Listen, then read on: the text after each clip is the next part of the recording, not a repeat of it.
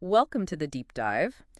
Today, we're getting into something really fascinating: sensual exploration and enhancement. hmm We're drawing heavily from the Great Sex Guide, specifically looking at things like massage and meditation techniques. Right. And the mission, as always, is to pull out those actionable tips, things you can actually use to, improve intimacy, boost that sensual awareness. Exactly.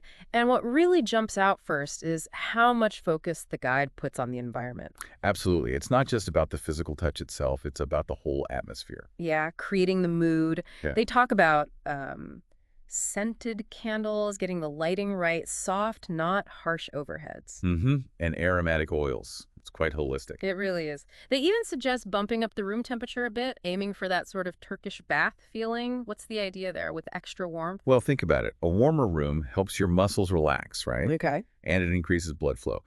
Better circulation can actually make your nerve endings a bit more sensitive. Ah, so it's physiological too, not just comfort. Exactly.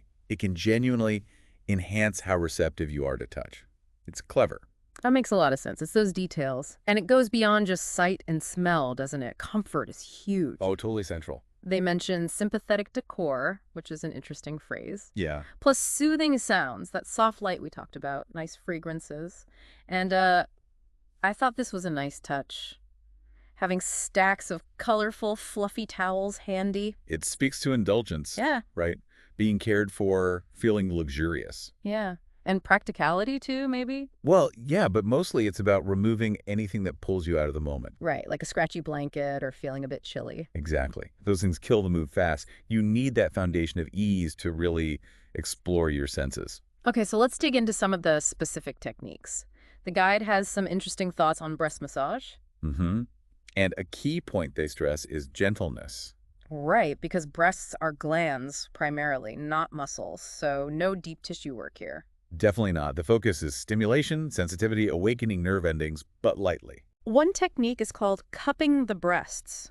How does that work? Well, it's sort of a three-step process according to the guide. Okay. First, you start at the breastbone, tiny circles with the fingertips over the upper chest. And not on the breasts yet. Not directly, no. This foam step is about warming the area, increasing blood flow nearby. Ah, okay. Preparation. Yeah, and it builds a bit of anticipation, draws attention there without being too direct straight away.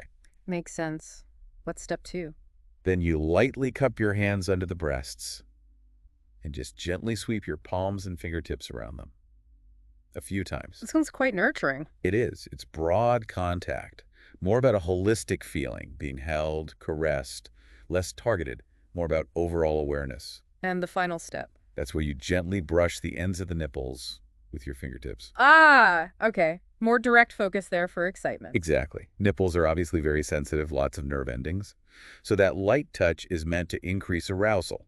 It's a nice progression, indirect, then broader, then more focused, but always light. A very mindful approach.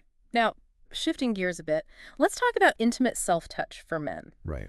The guide makes a great point that sensual exploration isn't just, torso up. It talks about areas below the waist. Why do you think those areas sometimes get overlooked? Well, I think there are often quite narrow cultural ideas about male pleasure, right? Mm-hmm. This guide pushes back on that, saying, look, the whole body has potential. It's not just one zone, it's all interconnected. So it offers specific techniques for the abdomen. Yeah, it suggests oiling your hands first, then using firm, short, circular strokes, working from the waist down towards the groin and back up. Firm strokes. Firm, but also varying it, combining firm and light strokes. Why the variation in pressure? It likely engages different nerve receptors. You get a more complex, maybe more interesting sensation. Plus, the circular motion helps blood flow feel soothing. Okay.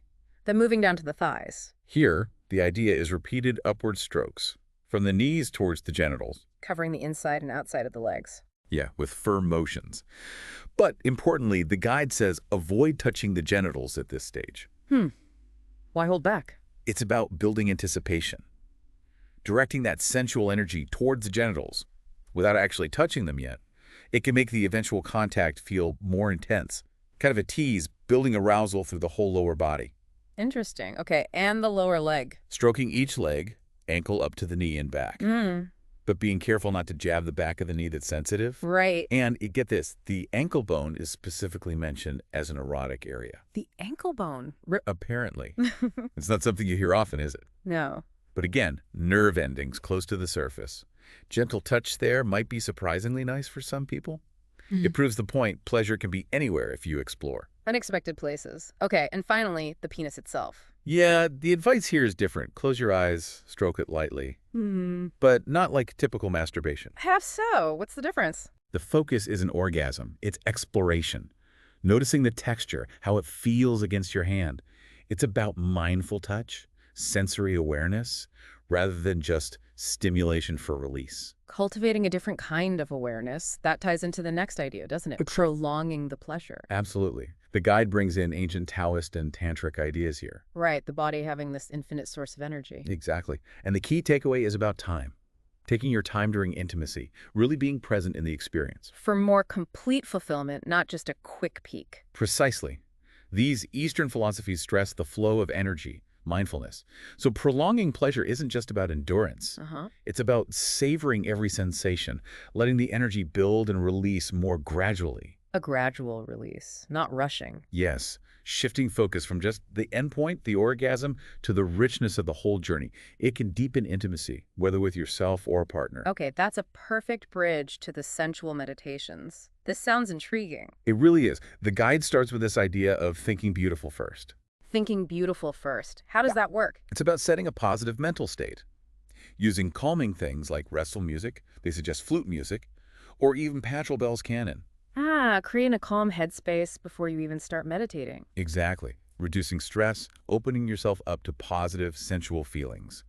The music helps quiet the mind, provides focus. They even describe an ideal meditation room, don't they? Almost a bit 70s? Yeah. White walls, gentle heat, green plants, Indian incense. Quite specific.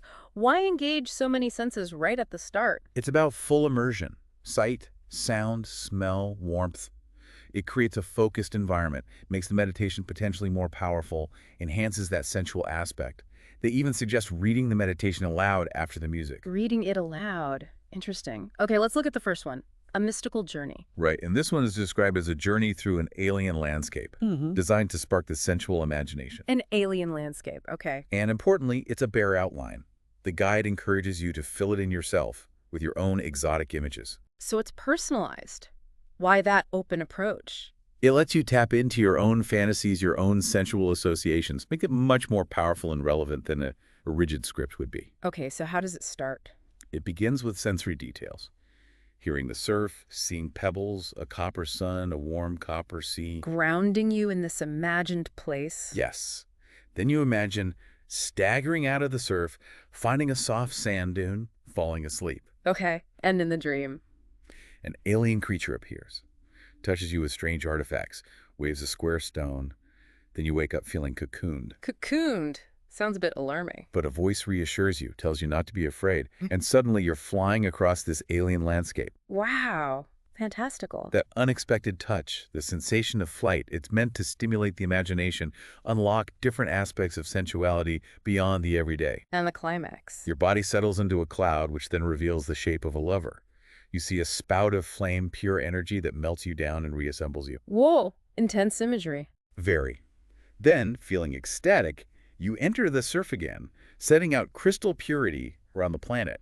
It ends with feeling complete, renewed, peaceful. A truly transformative journey, it sounds like. Definitely aims for that. Okay, the next one is called Journey in the Interior. Different vibe. Very different. This one is about returning to your earliest pre-conscious experiences of sensuality before thought. Earliest experiences. How does that connect to sensuality now? The idea is to reconnect with fundamental, maybe primal feelings. Before society or expectations shape things, accessing something more instinctive. So how does it begin? Eyes closed, feeling warm and safe, like being in the womb, basically. Okay. You're guided to explore the outside of this world with your fingertips, your palm.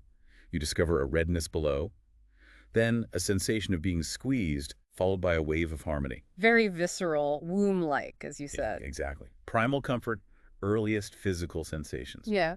Tied to our developing sense of self and pleasure. What happens next? Feeling liquid streams, breathing in the sharpness of your sensuality. Then a climax described as endorphins, a wonder drug flowing through you. A wonder drug. Yeah. And interestingly, it includes a moment of trauma, being squeezed hard, feeling pain. Pain.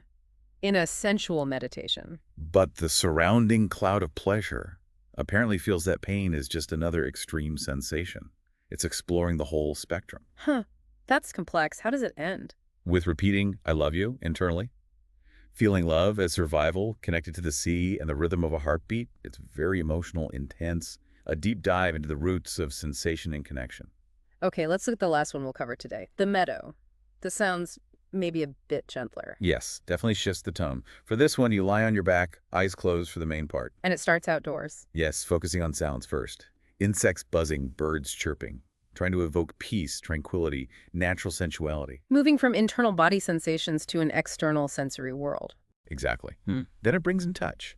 Imagining your hands on soft grass, feeling the blades like velvet ribbons. Nice. Then, in your imagination, you open your eyes. See waving plants, colorful wildflowers, scarlet, blue, yellow, white daisies. Very visual. And then you imagine flying again, feeling pollen brush your skin. Reaching out to stroke a rabbit's back. A much more grounded fantasy this time. Yeah, seeing fish, cows grazing. Then you hear someone calling you for tea. You anticipate the meal, smell hot baking on the air. Evokes comfort. Totally. It ends with seeing a smiling figure bringing you a plate of food in the dark, a feeling of homecoming. That's lovely. Very nurturing. It connects sensuality with safety, nourishment, belonging. Shows how these experiences can tie into our sense of home and connection. Okay. Wow. That was quite a journey through those meditations. It really covers a lot of ground, doesn't it? From alien landscapes to the womb to a summer meadow.